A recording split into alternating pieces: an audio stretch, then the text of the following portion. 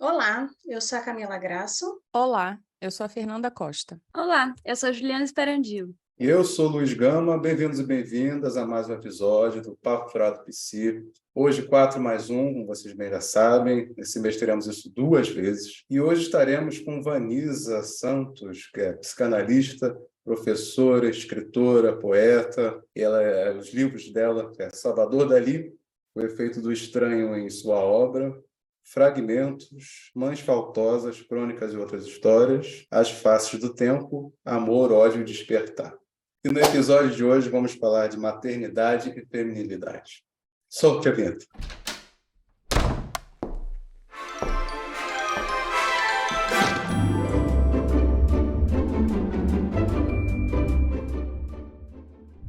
Vocês viram que a gente tem convidado de honra aqui atrás? Eu até abaixei para poder não cortar eles, tá vendo?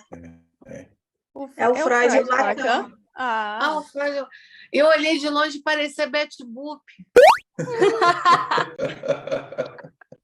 Você faz, Camila?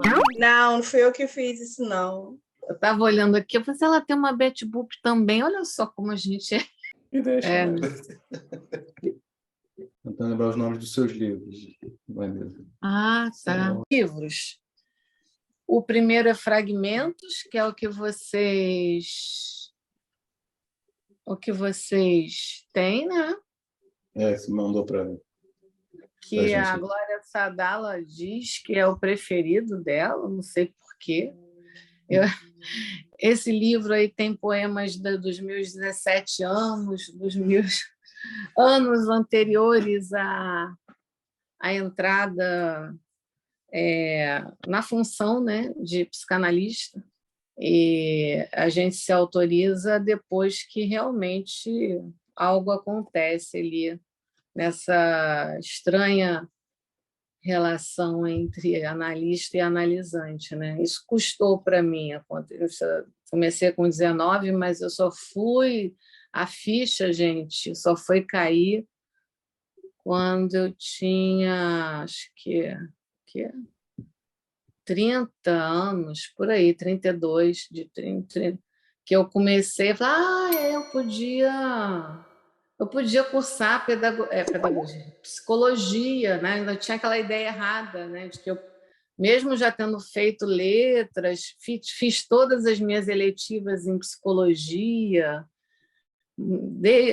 análise desde 19 anos, eu em nenhum momento achei que eu podia me autorizar sem ter um curso de psicologia. Foi quando eu comecei a fazer psicologia em 99 para 2000, e aí terminei aqui na Santa Úrsula, em 2003. Mas olha como o sujeito neurótico é débil em relação ao seu desejo. Todas as minhas eletivas em letras, eu fiz aonde? Psicologia.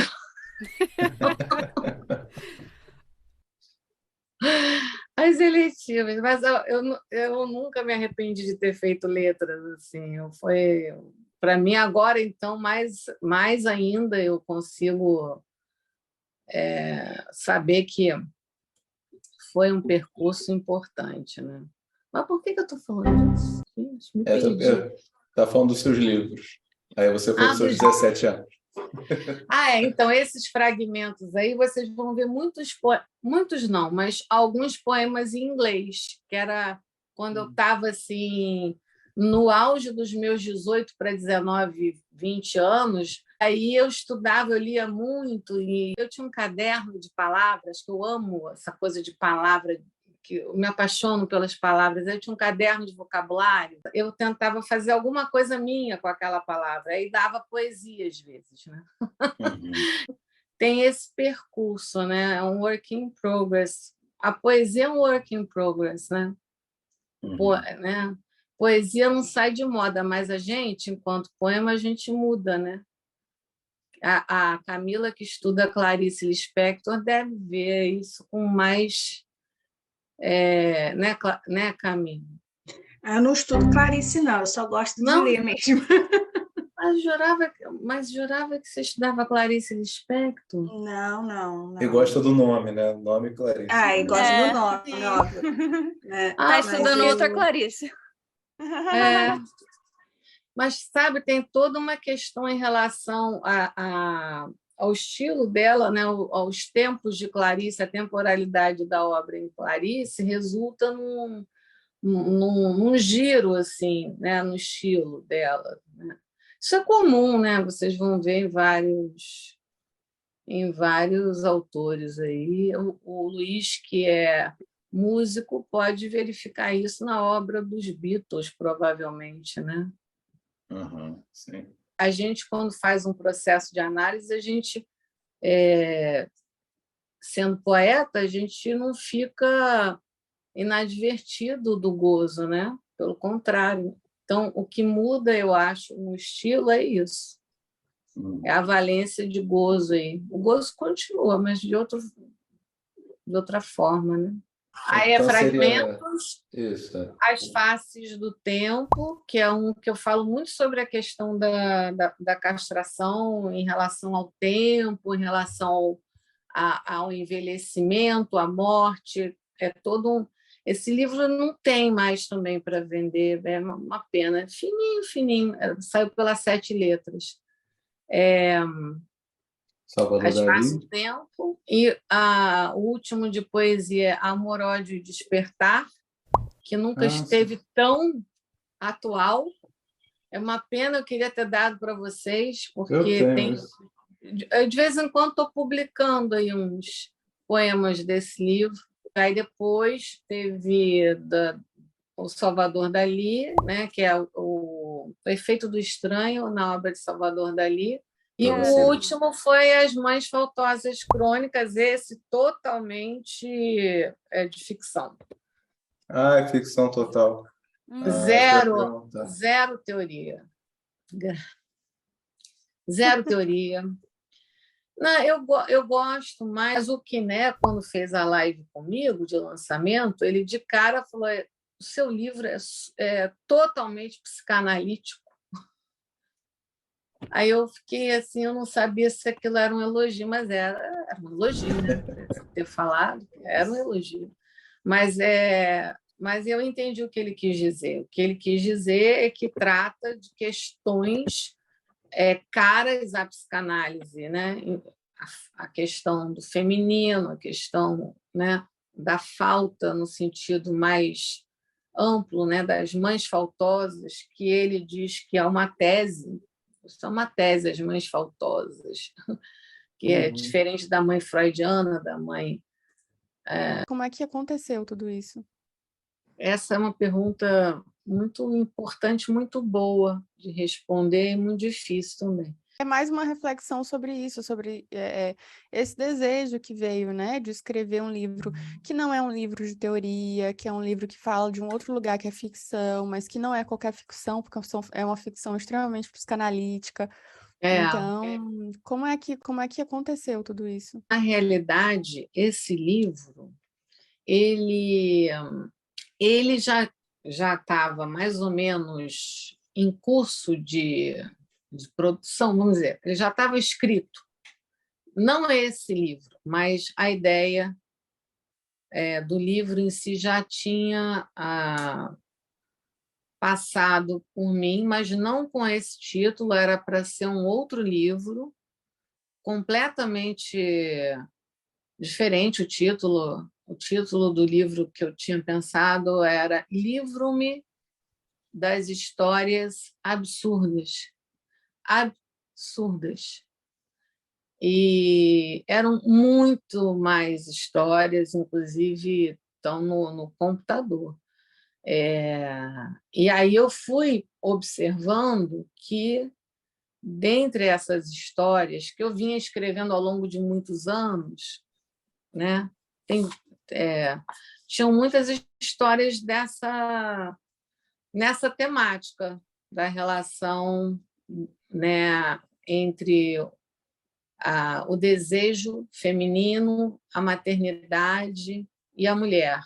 E como que isso foi, né, de alguma forma, se avolumando em uma série de escritos que falavam sobre esse tema.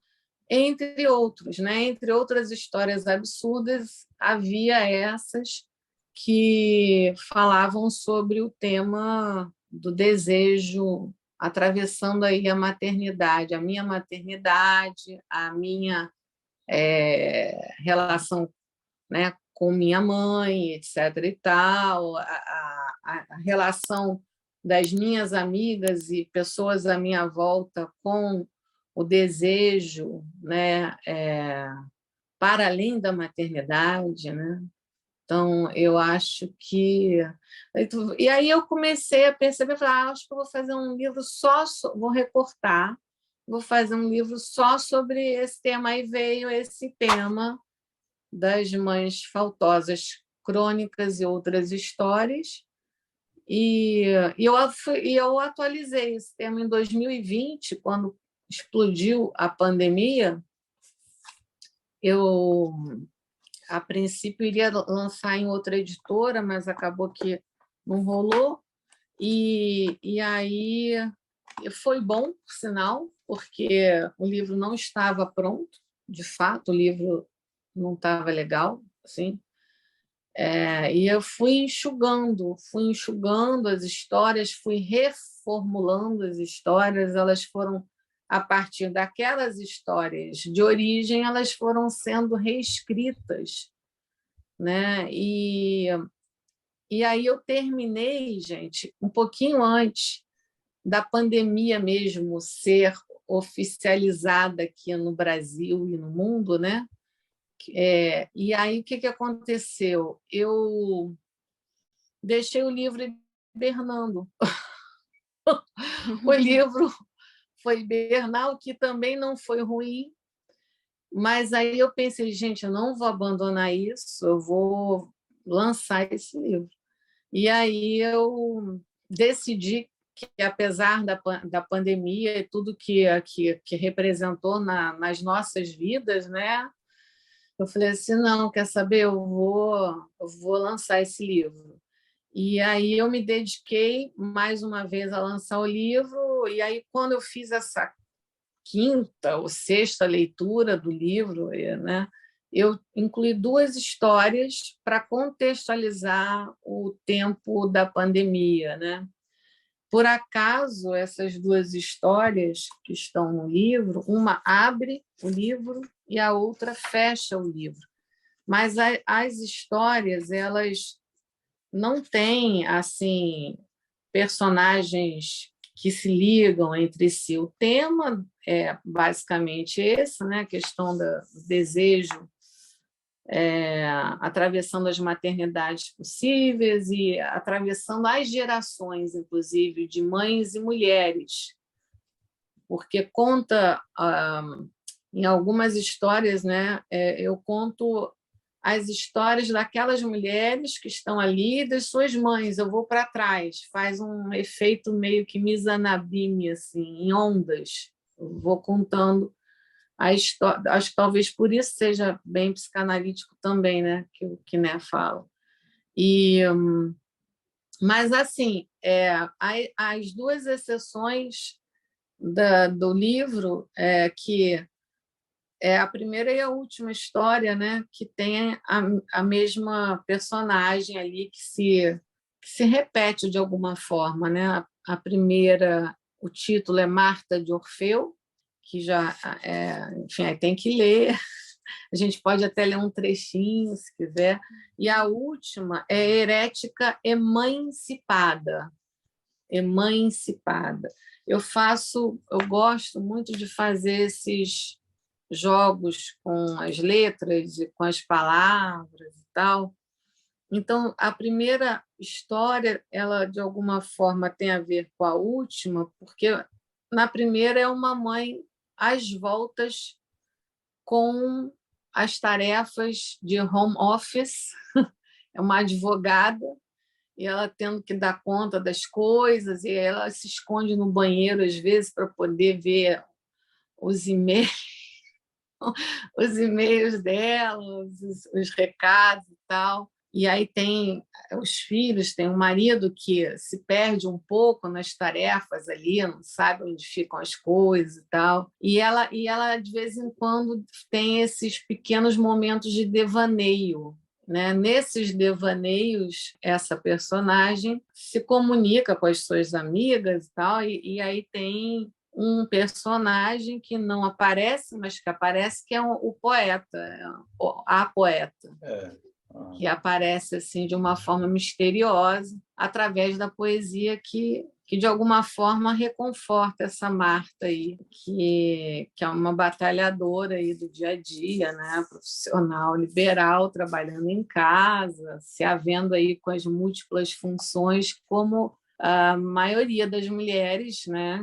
Principalmente agora, nesse período pandêmico, a gente ficou se virando em mil, né? Mas essa coisa do poeta, né?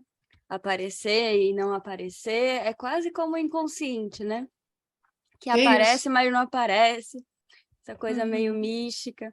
Isso que é muito bonito, assim, há uma escuta analítica, né? Há um recorte que permeia coisas da psicanálise. E acho que o psicanalista e o poeta têm muitas coisas em comum, nessa brincadeira com a linguagem, né? Essa coisa de desarrumar um pouco a linguagem da forma como ela estava arrumada, jogar com isso. Isso é muito bonito, esse encontro da poesia com a psicanálise. Acho que você faz isso muito bem. É a função da falta também, né? Porque a função da ausência, né? Você falou dessa questão do poeta, né? E que traz muito do título do livro, né? Cada vez mais faltosas, né? Eu li o livro, assim, achei uma sensação que bateu assim, de muitas batalhas. Você falou que tem batalhas aí, assim, tem muitas batalhas, né? Tem muitos momentos assim, angustiantes, até que eu achei, né? Assim, da minha leitura, né? E a gente está aqui falando nesse mês muito sobre isso, sobre o olhar do outro social, sobre a mulher, sobre o homem, enfim. E o quanto as mães sofrem também, né? Porque fica aquela coisa, você é mãe e acabou, né? Você não pode... Que não venha a mulher atrapalhar, né? Assim, eu vi muito isso no livro, né?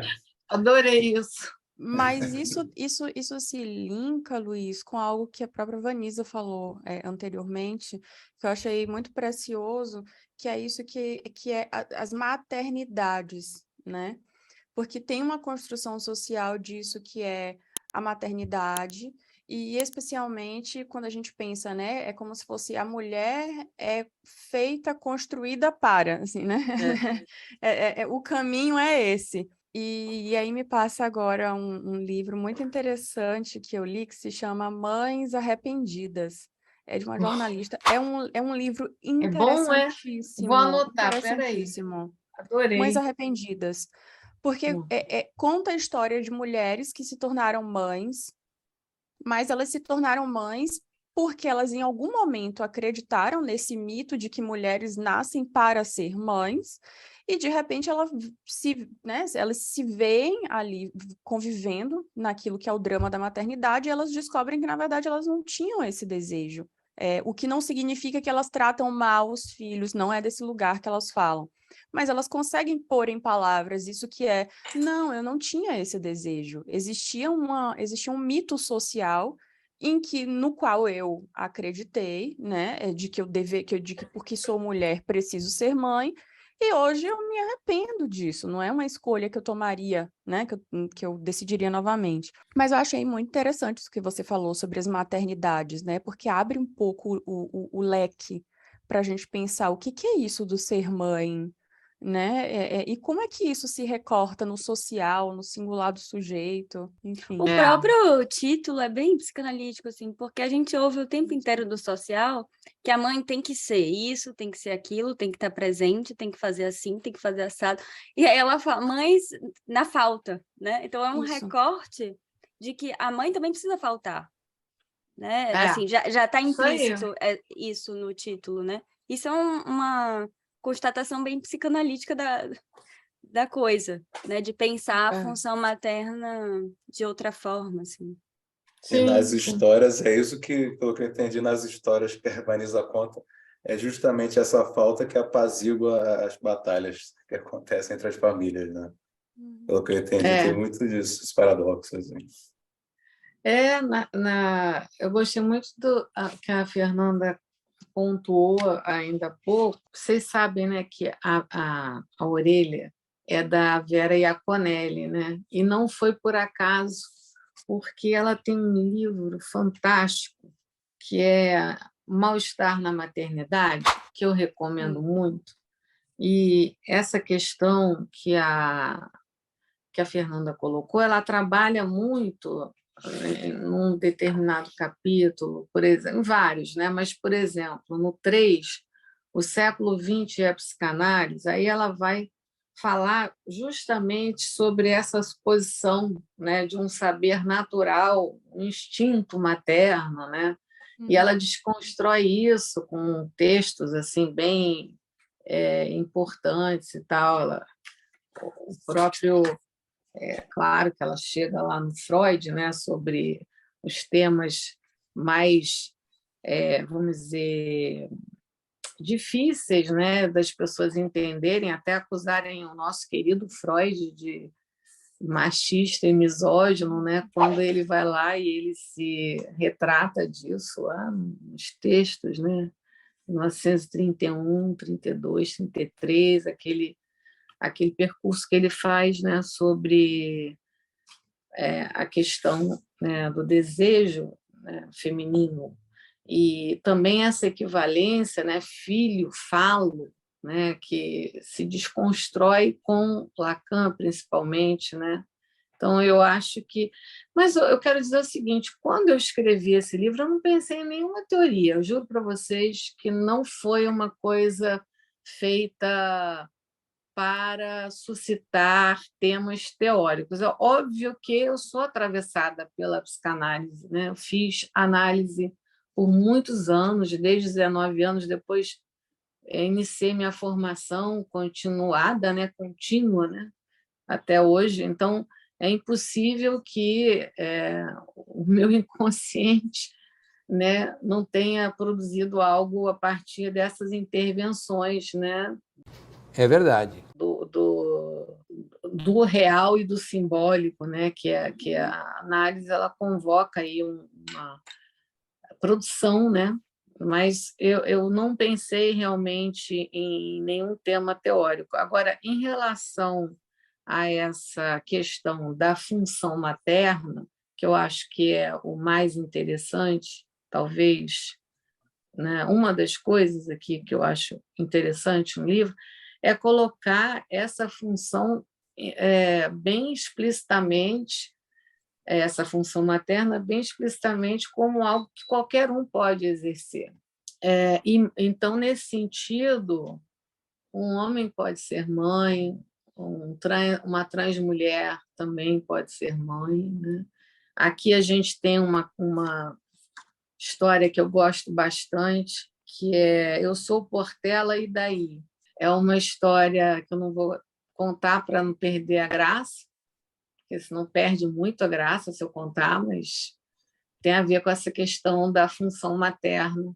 E eu acho que a questão da falta ela é muito mais ampla do que o termo suscita em psicanálise, né? Claro que a mãe faltosa ela é a mãe culpada também, né? Aquela que se sente culpada por faltar.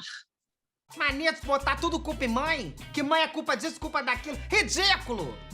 Eu, hein? Essas crianças hoje em dia são perturbadas. Fala tudo na cara da gente, não tem modos. A gente culpada por faltar, por estar em falta, né? Em português, a gente pode fazer essas associações. Se um dia eu tivesse que traduzir esse livro para o inglês ou para outra língua, eu não sei como é que seria isso, mas estar em falta com alguém, estar devendo a alguém, devendo atenção, carinho, a presença, o amor. Então, essa falta também é crônica, né? Mas ela pode deslizar, né? Você pode, em algum momento, perceber que é importante que essa falta aconteça. Vamos fazer terapia. Só esqueci de dizer que pela sua... Né? Para que o sujeito ali que está diante de você se inscreva como faltante também e desejante, portanto, né? Então, Mas olha só, Vanessa, você não acha, é uma pergunta, tá? Pelo que eu tenho escutado assim na clínica, e também pela minha vivência, né? Porque esse tema é um tema muito caro para mim, especialmente no momento, né? Mas você não acha que é justamente pela falta que uma mulher talvez consiga engravidar ou né, queira adotar, por exemplo? Porque eu escuto isso, sabe? Eu já escutei assim, pessoas dizendo como justificativa para ser mãe.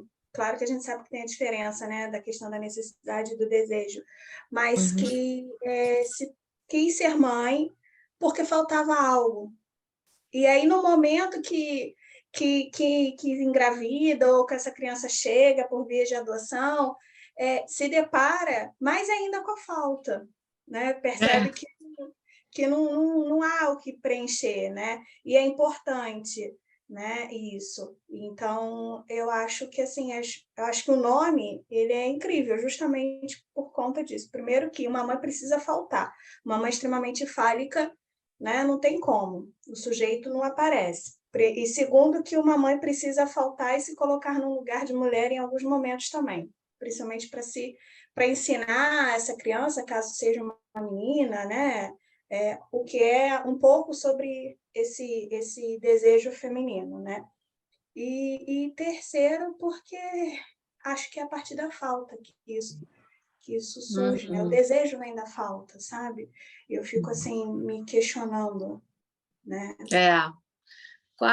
Eu acho assim que essa vertente, vamos dizer, mais freudiana, né, da equivalência filho-falo, né, porque me falta entre aspas, não, me falta um pênis, mas não me falta nada, né? Anatomicamente falando, a mulher tem o seu corpo, né?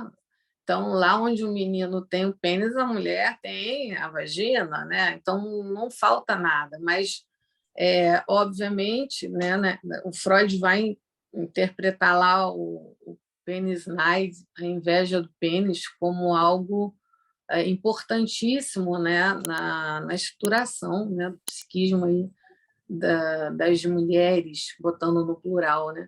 Mas, evidentemente, como você mesma colocou aí, essa equivalência simbólica, né, imaginária simbólica, ela se confronta com o real, a castração que vai atravessar a vida daquele sujeito e a falta vai se impor de outras formas, né?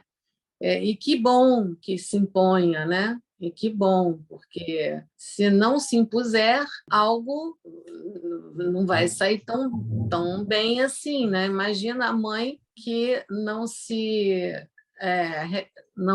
refere ao filho como um sujeito, né? Mesmo nos primeiros dias de vida, a mãe dizer para a criança: que lindo que você está gostando do seu quartinho? Você supor que ali haja um sujeito, mesmo que naquele instante ele só tenha 2, 3, 4 dias de vida. Vou te contar um segredo, eu sou meio louca, eu acho, porque eu já faço isso com ela na barriga. Pois é, não, você não é louca, você é uma mãe faltosa. Desejante, evidentemente, né? E isso é muito importante, né? Você sabe que uma das histórias que me influenciou, não sei se tem alguém que escreve ficção ou escreve poesia, mas a gente que escreve, a gente se inspira em muitas coisas na vida. Muitas histórias aqui eu peguei de observar situações. E uma delas até foi uma entrevista que eu vi por acaso no programa que é Papo de Segunda. Eu vi a entrevista da mãe do Emicida, mas já tem um tempo. Eu já tinha lido alguma coisa sobre a mãe do Emicida, e ele falando da mãe, sabe? Aquilo. E aí eu fui assistir ao clipe Mãe, que eu recomendo que assistam depois do nosso papo. É a coisa mais linda do mundo, mais psicanalítica do mundo, é aquele vídeo. Gente, tem até a floresta de significantes. Que, assim, claro que ele é poeta, né? Então mas ele, não sei se faz análise, ou já fez, né? Certamente, acho que não deve ter lido Lacan, mas assim, é lindo o clipe. E é linda a letra do rap. A letra do rap é a coisa mais linda que tem.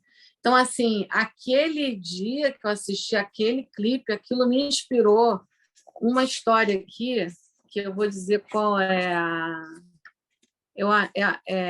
Culpada ou Absolvida, que é a história de duas mulheres que estão, né, interagindo na história. É uma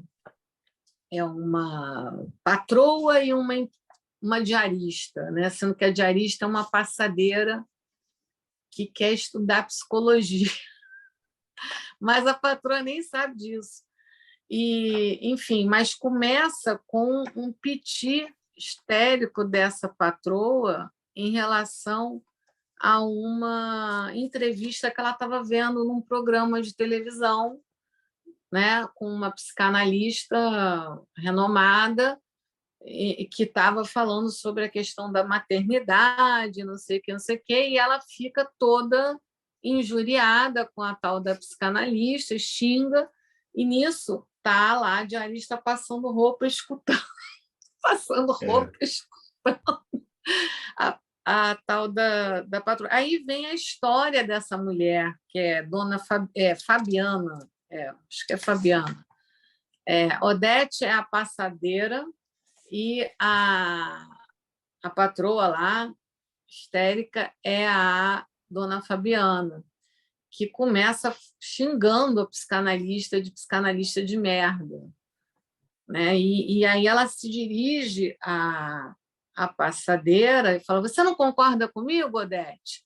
Então aí vem toda a história da Fabiana, por que ela é tão revoltada assim. É uma história até bastante comum de a gente ver, né? Não me inspirei em nenhum paciente, obviamente, mas assim, histórias que a gente escuta.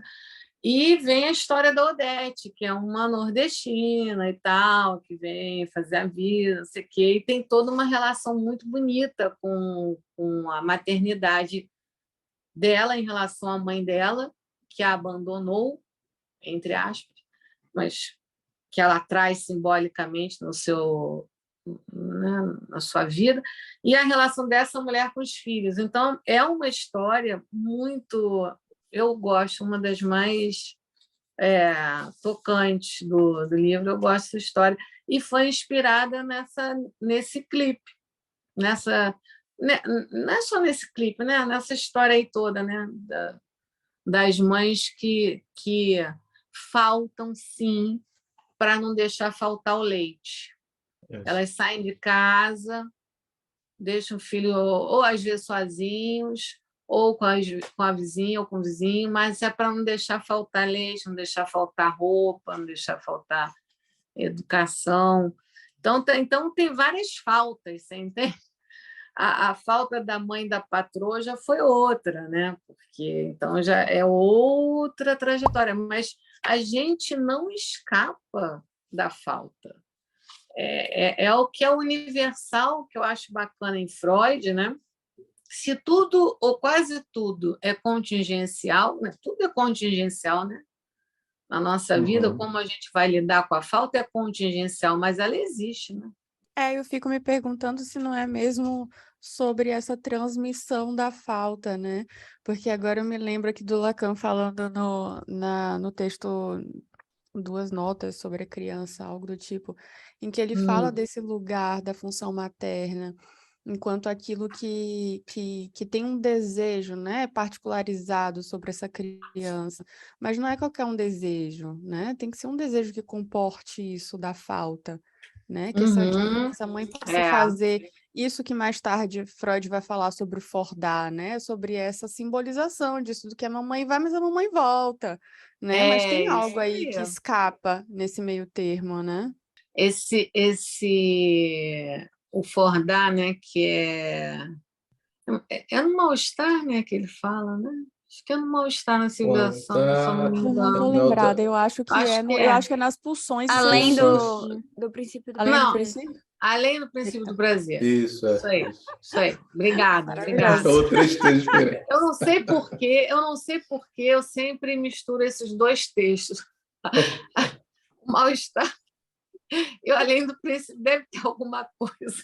Com Bom, Eu acho que tem, hein? já dá um quê aí? Já dá um... Não, para mim é muito claro, foi porque eu li na sequência recentemente, as pulsões e logo depois o Além do Princípio. Eu falei, gente, ou é um é outro, vou no primeiro. E eu fiquei tão impactada com essa história, né, do Fordar, né, que é a forma como o Freud interpreta, né, que o seu netinho inventou, criou ali, né, no meio daquela angústia de separação da mãe. Então, ele observou, como um grande cientista faz, né, ele observou que aquilo se repetia, né, aquilo se repetia naqueles momentos em que havia separação da criança da mãe. Então, para lidar com a angústia de separação, ele jogava o carretel, ia para longe e puxava, vinha para perto, Fordar. E não só era uma forma de lidar com a angústia de separação, como também fazia essa girada pulsional, ou seja, ele saía da posição de objeto deixado para trás e estava na posição ali de sujeito da ação verbal, vamos dizer assim, jogar, né? O ato de jogar e puxar, né? Então ele está ali como sujeito da ação. Então a brincadeira nesse sentido, ela tem essa função também, né? Que é a de alguma forma aquele sujeito elaborar, né? Imageticamente, assim, performaticamente, algo que invade, né, do real, mas também que dá algum prazer, né? Mas além do princípio do prazer, o gozo está ali, né, que se repete, né? E a poesia ela tem isso. A poesia é quem escreve, né? O poeta ele não pode ser capturado em seu ato. Tem até um poeminha que eu escrevi isso. O poeta não pode ser capturado em seu ato, mas ele insiste, né? E está sempre, porque como é falho, né? A poesia ela é sempre falha, nunca vai dar conta. Então assim repete, né? Então é um ato falho no sentido não do ato falho freudiano propriamente, né? Mas é um ato faltoso, porque a linguagem é faltosa, a linguagem tem furos, né? Eu acho até que é melhor usar o termo furo do que falta, né? Pensando bem. As mães furadas, é isso? Mas ficava meio estranho, as mães furadas, acho faltosa é melhor. Não, mas eu digo assim, um furo na linguagem, né? Porque vai sempre faltar alguma coisa. E falta lá onde tem o furo, né? É o que Lacan chama do traumatismo, né? Que ele bota um Traumatismo. furo no trauma, Isso. né? Isso. Você estava falando aí, né, do Fordar, e eu acho que talvez esse movimento não seja feito só pela criança, não, sabe? Acho que a própria maternidade te faz viver esse processo. Eu não sei, porque eu tô, né, atravessada, inundada por isso agora, né? Mas eu acho que te traz esse movimento, sabe? De lidar com essa falta e de tentar, né? Porque é um momento que você fica extremamente dividida entre o trabalho, entre a vida pessoal, entre a maternidade, e é um turbilhão de coisas, e aí você tem que fazer alguma coisa com isso. Verdade. Né? E aí você falando, eu fiquei pensando, acho que de certa forma funciona no processo da maternidade também, na construção dessa mãe, né? Porque é importante falar que a maternidade, como você disse, não é algo instintual, não. Se fosse, era muito fácil. Não é, cada mulher vive a maternidade de uma forma, né? Em vários momentos diferentes. Eu tenho, né, a experiência de 2 momentos diferentes de maternidade. Então, assim, enfim, eu acho que é lidar com a falta. Inclusive, acho que é um dos momentos que a gente se depara mais com a falta, sabe? É a maternidade. Acho que a gente vive o feminino, experimenta o feminino no corpo. E não é fácil. Muito, muito interessante isso que você falou, Cami, porque eu ouço muito na clínica isso, desse momento que não é que é um depois do vivenciar a maternidade, porque não tem um depois, né, por assim dizer, mas esse entremeio que sou mãe, opa, agora também me descobri mulher. Que é isso? Então, assim, e me parece que é um ponto marcante, sabe? Assim, eu não sou mãe, mas, assim, a minha escuta das pacientes que trazem muito essa questão vai muito por isso, assim, é como se há um momento em que se é absorvida, né? A mulher se sente quase que absorvida por esse momento da maternidade, do estar para esse bebê, o que é extremamente importante, óbvio, mas de repente pequenos pedaços de real vão aparecendo, né? A falta vai se dando, não somente para o bebê, mas para essa mãe também. E parece que tem um para além disso, que é o ser mulher. E aí isso vai, né, começando a entrar em xeque, né? E, né, de que lugar estou falando, como posso passear por essas duas posições. Isso que você está falando é quando a gente fala assim de uma maternidade muito, entre aspas, ideal, porque eu não gosto dessa palavra ideal, né? Porque é aquela coisa idealizada, mas tem muitas maternidades que são atravessadas por situações complexas demais, Exato. né? Vocês sabem, né? Minha primeira maternidade, minha filha nasceu com um problema sério de coração, né? E aí eu realmente tive que abrir mão de tudo para viver com ela isso, né? No sentido que eu precisava cuidar dela. E aí, como é que fica essa mulher, né? São situações, né? Assim, não dá para fechar isso tudo num pacote. Sim, mas eu fico sim. me perguntando sobre esse momento tão delicado, sabe? Que é se dar conta disso, de que para além de uma mãe há uma mulher em jogo, sabe? Fernando, você sabe, eu acho que antes da mãe vem a mulher. A mãe, ela é salva pela sua mulher. A mãe é salva pela mulher. É porque havia lá uma mulher que a mãe pôde ter o além. A mulher se para além, né? Como você diz, a mulher está para além da mãe, mas é porque antes já havia uma mulher. Não a mulher, porque essa a gente sabe que não existe, né?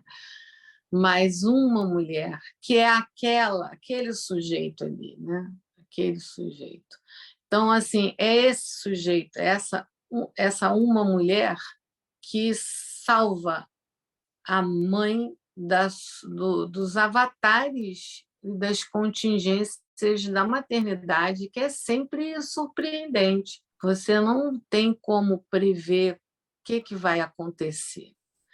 Eu lembrei de um caso, que foi um caso também que me inspirou, talvez em alguma história aqui que agora não posso situar qual, mas isso foi uma história que me impressionou muito, que virou uma tese, eu acho, de doutorado da Márcia Pochet. Eu conheci a Márcia antes dela ser psicanalista, ela era enfermeira-chefe, acho que na UTI neonatal, em um determinado hospital, e ela trabalhava com casos gravíssimos, assim, de recém-nascidos, com as chamadas malformações congênitas. Fala mal mesmo, né? Eu achava que eu estava falando errado, mas o termo é malformação congênita.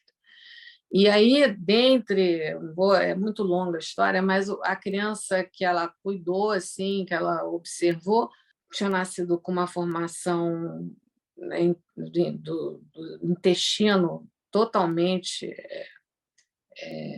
comprometida ali, e ela, olha que que coisa intuitiva, vamos dizer assim, né? De uma pessoa sensível. No caso, a Márcia, a criança ia morrer, recém-nascido ia morrer, ficou lá na incubadora da UTI neonatal, ela chama a mãe para ficar ao lado da incubadora e ela chama a mãe para ficar ali. E a mãe, sabe o que ela faz? Começa a conversar com o bebê, falar: ó, o seu quarto vai ser assim, a gente está muito contente que você está aqui. E a criança, resumindo a história, que estava fadada pelo discurso da medicina e pela expectativa, o prognóstico ali era péssimo, a criança sobreviveu. Agora, eu não sei se vocês conhecem a tese ela fala muito da função materna, né? Eu não conheço, vou procurar saber. Mas isso que procura. você está falando, Vanessa, aconteceu comigo. Eu acho que eu já contei aqui, né, em algum episódio. Mais de uma vez. Teve, inclusive, uma vez que a minha filha estava naquela de tirar e colocar tubo, não conseguia estubar, e eu cheguei, ela estava chorando muito, ela estava no CPAP, que é uma máquina que fica aqui assim no rosto do bebê, né? E aí eu entrei em pânico, eu falei assim, olha só, eu preciso segurar minha filha. Eu preciso segurar ela no colo, pelo amor de Deus. E aí, acho que a equipe também muito sensível, sabe? Foi toda uma operação para botar o bebê, a Carolina, no meu colo. Assim, eram 2 enfermeiras segurando os fios, um terceiro enfermeiro com ela no colo para vir para o meu colo. E na hora que ela vem para o meu colo, ela para de chorar. Ela para de chorar e os parâmetros respiratórios dela começam a melhorar. No dia seguinte, ela está fora do CPAP, ela finalmente foi estubada e não precisou voltar para o tubo, sabe? E eu escutei do enfermeiro lá, o responsável pela equipe, que eu estava com muito medo de trazer ela para casa pela primeira vez, que ela ficou 45 dias internada direto, fez cirurgia, cateterismo, enfim. E aí ele falou para mim assim, olha, tudo que a medicina tinha para oferecer para sua filha, a gente já ofereceu, né? A gente não sabe como ela está viva. Então, leva a sua filha para casa. Vai viver com a sua filha, vai curtir a sua filha, não tenha medo. Sabe? E essa fala dele, tudo que a medicina tinha para oferecer, a gente já ofereceu, e a gente não sabe como, porque ela estava desenganada também, né? A gente não sabe o que aconteceu, eu acho que foi isso, sabe? Eu acho que essa aí, eu conversava com ela, eu pedi para segurar ela, e depois disso eu comecei a fazer, quando eu estava lá, eu que cuidava, né? Pedia para trocar fralda, sabe? Eu manipulava o corpinho dela, e eu acho que isso fez diferença. Com certeza. E eu vi relatos de outras mães lá. Olha, né? eu vou até ler aqui um dos poemas que eu incluí no conto, que me lembrou essa situação, né? Fora isso que a gente está falando do poder das palavras enquanto som, mais do que as palavras enquanto ditos, mas enquanto ditos daquele jeito, naquele som, né? E aí a gente vai pensar em Lalande, evidentemente, né? Mas eu fiz um poema intitulado Oração do Poeta. Eu fiz em português e eu tentei fazer em inglês. Em português eu achei que ficou mais bonito. Vou ler em português. Palavras que estais em mim, sublimadas sejam os vossos nomes. Seja a voz de vosso reino refeita em minha vontade, assim nas pedras como no papel. O dom nosso de cada dia nos dai hoje. Perdurai em nós, nossas crianças, assim como perduramos naqueles em que formos lidos. Não nos deixeis cair sem tentar ação, mas livrai-nos em letras que amem. Você vai me fazer chorar. Está na última história. Está na última história, na página 162. Mas você já tem um livro, Camila? Tenho. Ah, Eu então comprei você... há muito tempo atrás. Ah, Comprei em então meados esse do final de 2020. Foi é. acho que foi em Tá lá na 2020. última história. A gente dá nó em pingo d'água, né? Olha os nós aí. Olha a topologia. Mas, gente, eu acho que esse poema, assim, veio para fechar com chave de ouro o nosso papo. Acho que foi muito interessante a gente poder pensar isso, né?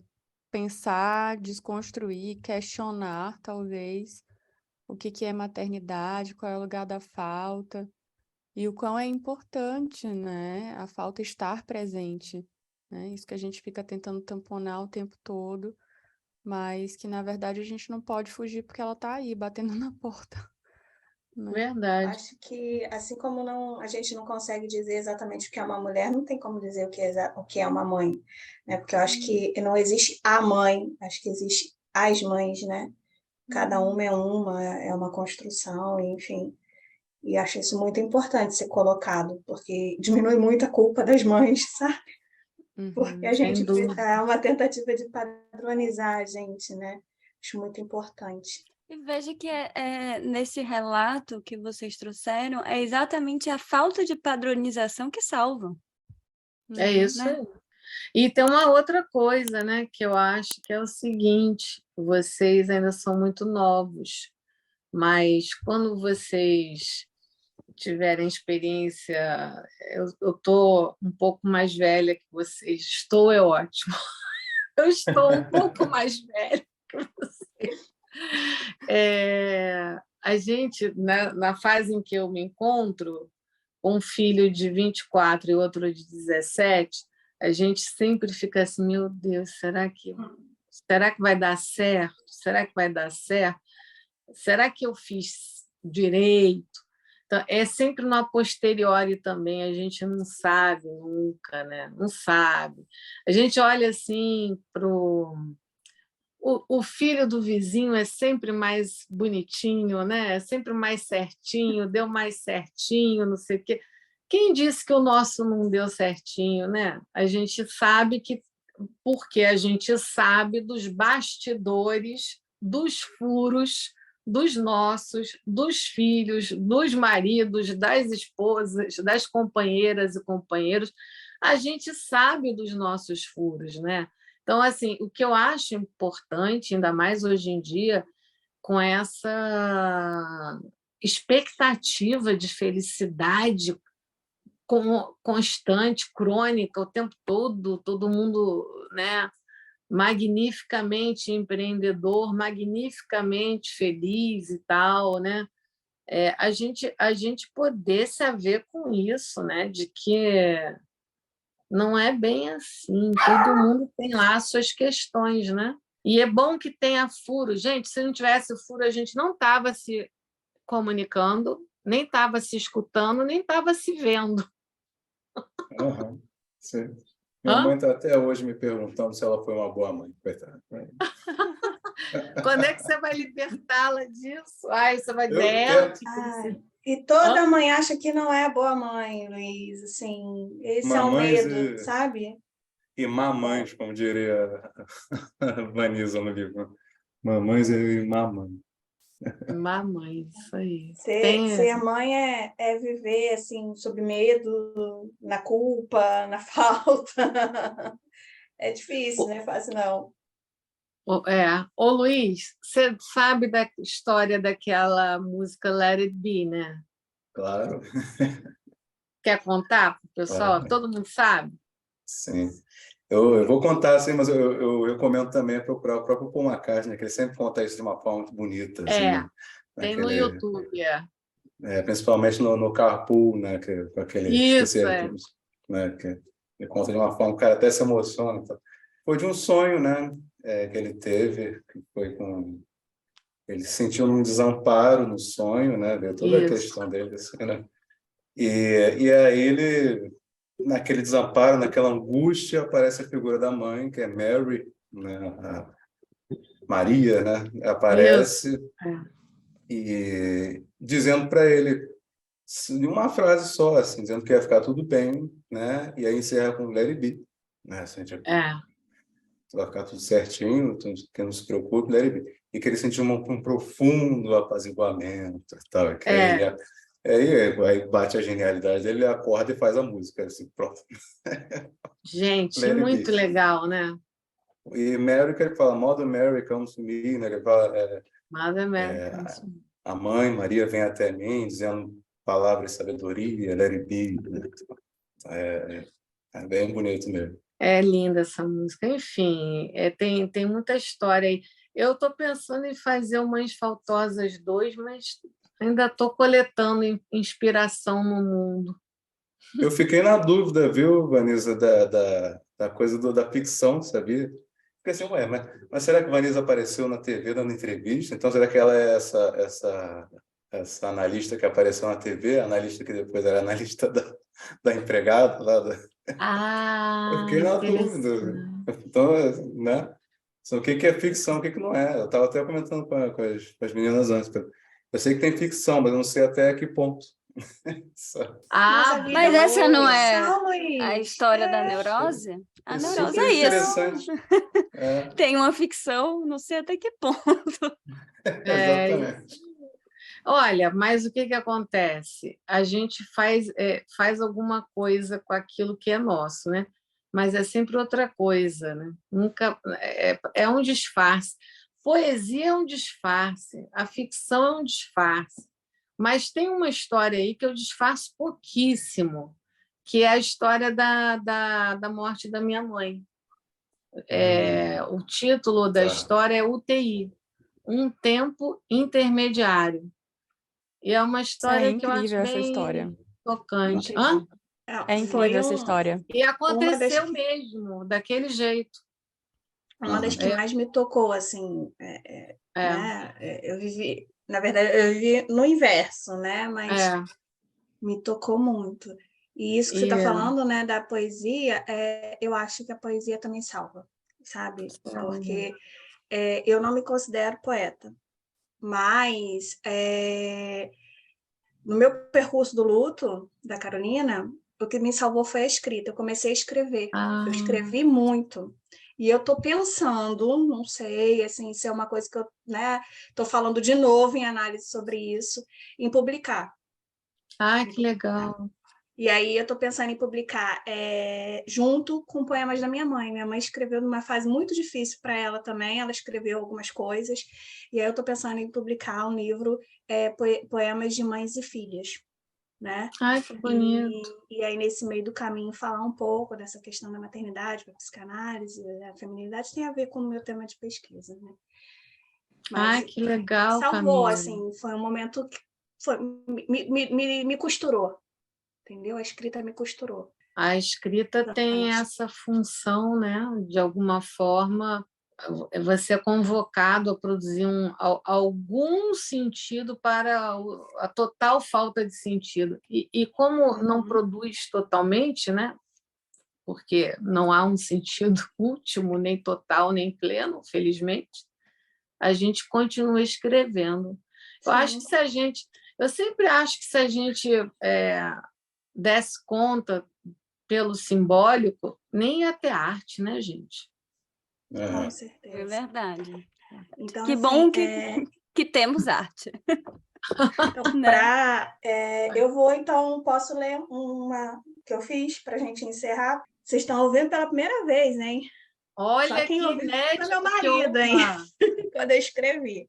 Agora eu tenho que escrever a continuidade, né? Essa foi uma das que eu escrevi para Carolina, né? Agora eu tenho que escrever para Clarice, né? Quando engravidei, pensei, nunca mais nessa vida serei sozinha. Por ilusão. Ser mãe é reviver no desamparo. Quando você nasceu, pensei, agora nada mais me falta. E novamente me enganei. Porque a vida é falta. Você sempre me fará falta. Quando você morreu, pensei. Não pensei. Naquela hora eu também morri. E por um tempo fui carcaça de mim. E meio morta, assim vivi. Hoje, apesar de não ter você, voltei a viver. Mas desde aquele dia, um pedaço de mim, o melhor e mais bonito pedaço de mim, também se foi. Naquele dia, eu, sua mãe, morri. Esse foi um dos primeiros que eu escrevi. Nossa, no processo. o bom é que você pode se reinventar, né? Uhum. Aquela, Sim, todo mundo aquela. pode, né? Talvez seja importante para se reinventar também viver essa falta, viver esse luto, né? Porque há muito assim uma coisa da sociedade de não temos tempo para sofrer, bora. Isso não. não dá, né? A conta não fecha lá na frente, isso volta com os juros da coisa, né? Então, assim, Sim. é importante pensar isso, tentar escrever algo sobre isso, tentar costurar algo. E realmente a poesia e a escrita têm esse dom de falar além do sentido, além do que poderia ser dito, né? Tem algo que é transmitido, que toca até a gente que ouve de um lugar para além do que a gente poderia dizer aqui. É importante viver o luto, eu acho que inclusive a maternidade, mesmo maternidade normal, a gente vive alguns lutos no processo, né? Porque você tem que abrir mão de algumas coisas na sua vida, não tem jeito. Mas eu acho que é muito importante viver isso e para você continuar se abrindo para a vida, né? E aí eu agora, 10 anos depois, surpreendentemente, chegou a Clarice, né? Então, a vida está aí nos mostrando, né? Que é o tempo todo esse processo de reinvenção. E a gente está sempre se construindo. E eu acho que a maternidade vem marcar muito isso para a gente. A maternidade, o próprio feminino, né? Vem mostrar isso para a gente. Acho que fica a coisa assim de que a arte, né, a poesia faz uma transmissão de falta para falta, né? É um real para outro real que ressoa. Aí. Verdade. Que papo! Que papo! Dá muito papo aqui. Não, tem um papo 2, não? Podemos faz ter. O livro 2, publica o livro 2, que a gente faz o papo 2. Já quero ver o livro 2. Sim. Vamos ter outros papos. Que bom que o papo proporciona esses encontros. Foi muito bom esse papo aqui. Acho que foi muito furado e tocante, assim, desse furo, né? A gente mexeu. Obrigada a vocês. Nossa, eu vou, só para finalizar, já que é o furo, é o tema, né? Tem um poeminha também que eu publiquei lá no Instagram, que eu não sei se é exatamente assim, mas nós passamos por mais ou menos isso. Depois eu vou resgatar e mando para vocês. Nós passamos por furos do nascimento à morte. Para vir para a vida, a gente tem que passar por um furo, né? Sim. Do nascimento à morte não tem escapatória. A gente passa por muitos furos, né? O furo é isso. É o universal, né, gente? O resto é contingência. O resto é poesia que contém gente, é contingente. Poesia contingente, né? E é sobre essas contingências aí dos furos, né? E a gente vai se tecendo. Eu acho bonito que a Camila ela é artesã, né? Eu acho tão bonito. O ofício do orifício, né? O ofício, né? Em torno do orifício, né? Que o artesão faz isso, né? Eu acho tão bonito. Olha só que coisa bonita aqui. Inventou o furo, né? A caneca. O que seria... Não teríamos uma caneca se não tivesse furo, né? Ela inventa o furo e a caneca ao mesmo tempo. Ainda escreve aqui, ó, papo furado. Lindo, adorei. A vida é feita de furos e o importante é a gente fazer bons papos, né, com furo. É isso aí, gente. E o papo hoje foi maravilhoso. Adorei também. Obrigada. Olha, quando eu tiver oportunidade, né, de viajar de novo, assim, lá pela Europa, eu quero visitar vocês aí, hein, meninas? Por favor, venha. Ano que vem tem encontro em Paris, né?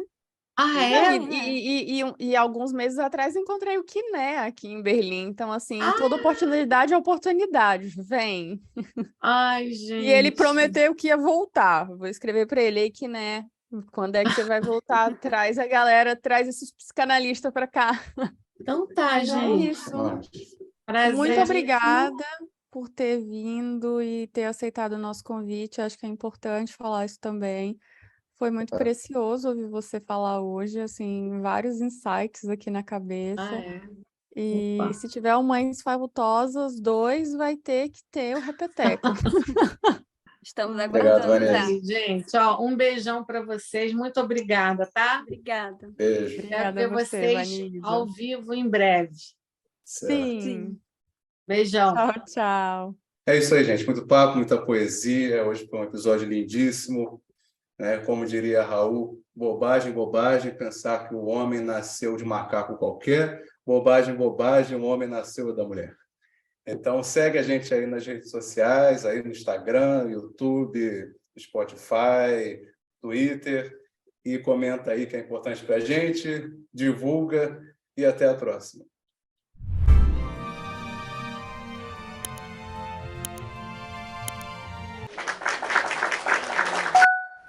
Peraí, deixa eu te avisar um negócio. A gente tá fazendo o último episódio da temporada, tá?